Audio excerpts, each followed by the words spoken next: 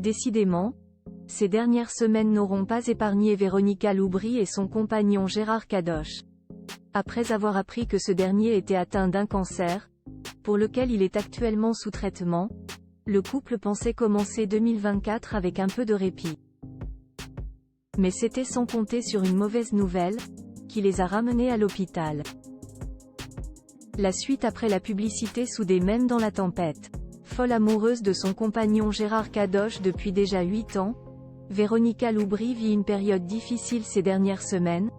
Après avoir appris que celui-ci était atteint d'un cancer, elle a dû le soutenir dans les différentes étapes du traitement dont l'opération et l'hospitalisation.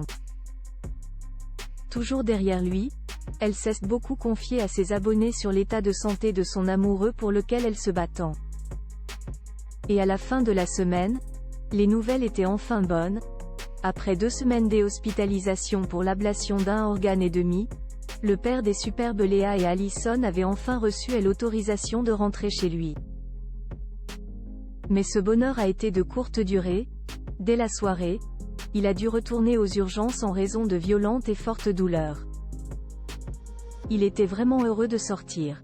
Malheureusement, tout ne s'est pas passé comme prévu. Le soir, il a commencé à avoir mal, puis très mal à 23h, et à minuit, il m'a dit Jaidi 10e. Jaidi on retourne aux urgences, alors Kwon venait de sortir à 14h, a raconté la mère de Tilan et Ayrton Blondeau. Et la raison leur a rapidement été donnée par les médecins. Encore une bactérie qui se balade, a-t-elle en effet expliqué. Attristée de cette nouvelle hospitalisation, elle qui pensait enfin pouvoir profiter de son compagnon, Véronica Loubry s'est ensuite montrée triste sur Instagram.